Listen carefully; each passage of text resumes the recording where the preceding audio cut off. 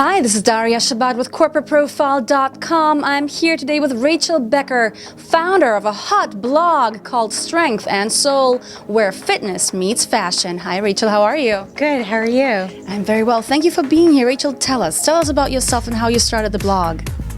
Sure. So the blog launched just last month in January, but it's really a lifetime in the making. I was never an athlete as a kid, but I ran track in high school and it changed my life. It really made me someone who needs a rush of endorphins to survive. And I graduated college and I got my first job at a women's fashion magazine. And ever since, I've been working both for luxury brands and fashion media companies. The fashion industry is filled with just, what I think are the most wildly creative, passionate, and yet discerning people. And so for me, the key to my success and my sanity has been regular, consistent exercise. Yes, for me too, definitely. And so what's your mission with Strength and Soul? It's the destination for working out and working your closet. My goal is to introduce the most inspirational fitness instructors, the hottest boutique fitness studios, and the fashion that you have to have. Awesome. We need to know that, ladies and gents. Is it only for ladies, by the way, or? No, there's something for men too. I think, now more than ever, everyone wants to feel and look great, and fitness is a key part of that. Definitely. So here at Corporate Profile, we are about where fashion meets finance. For the corporate people out there, how does your blog tie that in? How does it relate to the corporate world? Now more than ever, we're seeing companies embrace fitness in a really big way on a large scale. So whether it's in-office yoga for their staff or forgoing group dinners in favor of group fitness, spinning, golf, racquetball, things that people can do together. More than ever, we're seeing that is not only chic, but smart to sweat. And you said there were some studies on that as well? Yes. Research shows that group exercise does promote bonding on a chemical level. So it is actually very, very real. So a very real question from my side. I see ladies on the street that want to stay fit and everything, but I want to stay fit, dress fit and look hot at the same time. How do we do that? How do we, merge that and not wear our black suits with white trainers? What can we do to look hot, but corporate and still hot?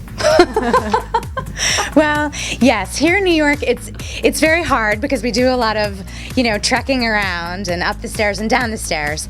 But I do think that investing in a great pair of ballet flats always works. What color does it have to be? It's probably something black, gray. I always like a little bit of patent leather or maybe a metallic because that can kind of go with anything. That always beats a sneaker with a suit or a dress any day. And also, I've worked with, lots of ladies in my time, and we all have a very particular relationship with our shoes. In fact, some of us even store them in our office drawers, underneath our desk. So we have a veritable closet in our office. Yes, we do. Yes, we do. So how many pairs of shoes should we have underneath our tables? I would go with a minimum of 4.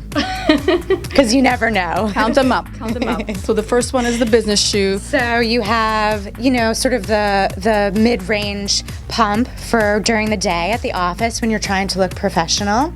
Then you need to jack it up because you never know. You need 4-5 inches for a dinner, or you never know when there might be a date right after work.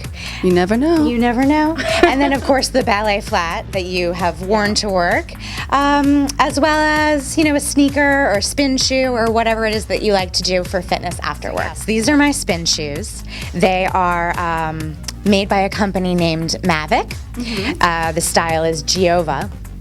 And the girls and guys out there may know Giova by Mavic because Mavic is actually owned by the French ski and snowboard manufacturer Salomon. Mm-hmm. And so that they, of course, produce, very upscale ski and snowboard equipment. These look hot. Yeah, and they're amazing. And, Giova by Mavic, amazing. And So can you just tell me, I do spinning as well, but I don't have spinning shoes yet. What is the difference between just doing spinning with your normal trainers or spinning shoes?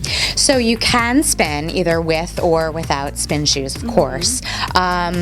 It is true that if you click in, so with the spin shoes, you get a more efficient ride.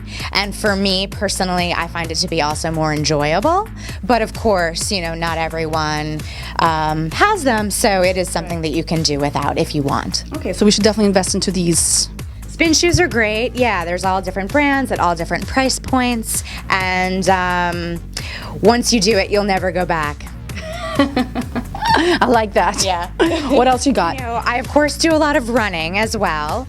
I ran my first half marathon last year. Actually. Congratulations. Thank you. It was very exciting. It was actually one of the best days of my life. I felt invincible.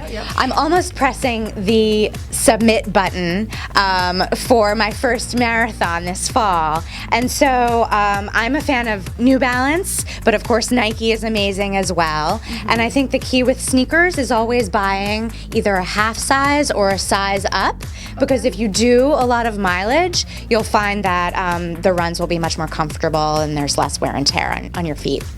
Awesome. So Rachel, as you previously mentioned, we are all very busy and hardworking. How can we schedule fitness into our days efficiently? Well, first of all, it sounds cliche, but it's true. Scheduling it is number one. So whether you use an iPhone or a BlackBerry or even a Filofax or whatever, I think really penciling it in and making it happen 3 to 4 times a week is key. You know, whether it's before work or after work or on the weekends. So once you see it black on white, it's more motivating, yes? Yes, once you schedule it in, you're making an appointment with and for yourself, really. Yes. Yes. Also, I think it's really key to find what you love, and that can also take some time. You know, for instance, I don't really love running on a treadmill, except at classes, you know, like Barry's boot camp.